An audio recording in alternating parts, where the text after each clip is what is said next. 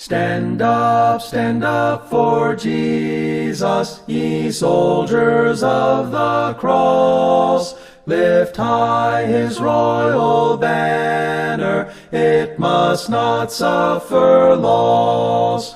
From victory unto victory, his army shall he lead, till every foe is vanquished, and Christ is Lord indeed.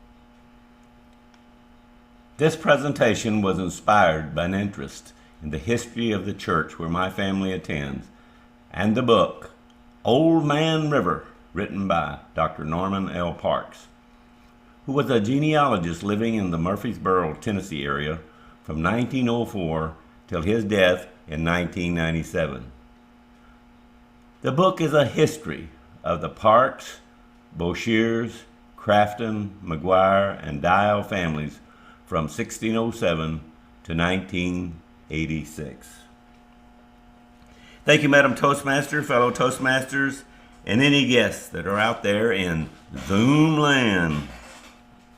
The United States has the largest Christian population in the world, with nearly 205 million Christians.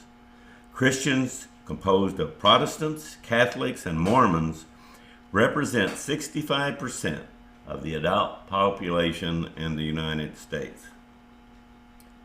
This evening, I would like to share with you as how the study of my church and personal ancestral history has helped me to understand how the church to which my family attends was founded, and after the time of the apostles became overshadowed by events and crusades throughout the Holy Land and Europe.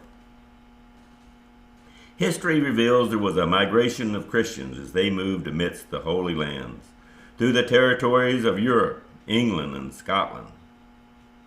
In the year of 1600, conditions in Scotland were dire. Citizens were starving due to crop failures, and in England, heavy taxation and the restrictions on Christians to attend only the Anglican Church of England forced them to seek a better place to live.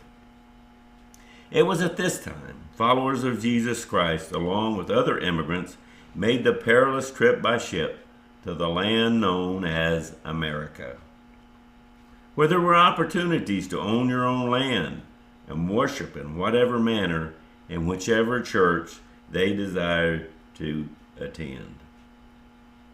Several generations later, the colonists had established communities along the Atlantic Ocean shores, and one of these was Jamestown, Virginia. But the colonists could not escape the long tentacles of England, as the governing powers controlled the colonists of America. The Anglican Church of England and aristocrats of the Americas taxed and forced the colonists to attend their church. It was these conditions which led to the Revolutionary War and ultimately breaking England's control over America. Land grant deeds, history, and government records of that time reveal my ancestors landed in Jamestown about 1600. And Craftons fought for their freedoms and self-control alongside other patriots of their time against England. In the year of 1781, 3 individuals, James, Anthony, and Thomas Crafton, were in combat against the army of Cornwallis from England, and 6 other Craftons fought the British under General Greene at a location now known as Greensboro, North Carolina. It was Major Michael Crafton, Revolutionary War officer, who informed the officials of the Anglican Church that our people did not want to be forced into the Anglican Church, but want to pursue their own religious goals by studying the Bible of that time and following the New Testament church. After the war, Christians of every denomination and group headed westward in their search of prosperity and freedom of religion. Puritans, Baptists, Presbyterians, Catholics, Mormons, Methodists, Quakers, and many other Christian followers surged westward into the states of North Carolina, Kentucky, Missouri, Tennessee, and eventually Alabama and Texas. They staked out their churches and began preaching to anyone who would listen. And Christianity grew by leaps and bounds. Competition grew as church numbers increased, and they prospered. After the iron hand of England had ended, many Christians who had immigrated into the southeastern part of the United States decided that they had drifted away from the basics of Christianity and sought to find the true church that Christ had created on the day of Pentecost. They wanted to preach and teach the gospel of the New Testament church. This was known as the Restoration Movement or the Great Awakening.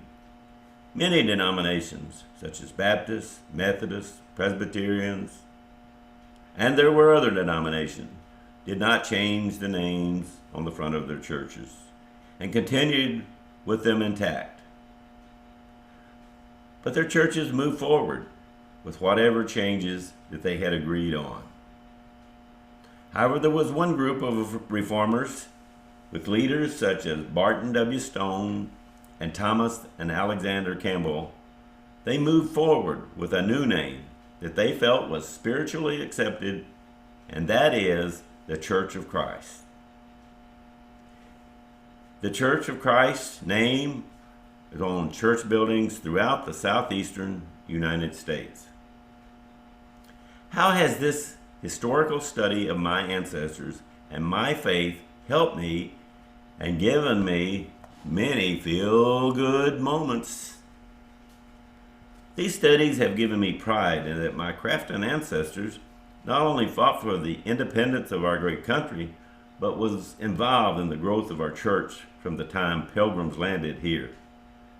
Then as Craftons moved throughout the great states of Virginia, Missouri, Kentucky, and Tennessee, they were involved in the Restoration Movement of the United States, of which the Church of Christ reappeared with the name it bears today and preaches the doctrine of the New Testament.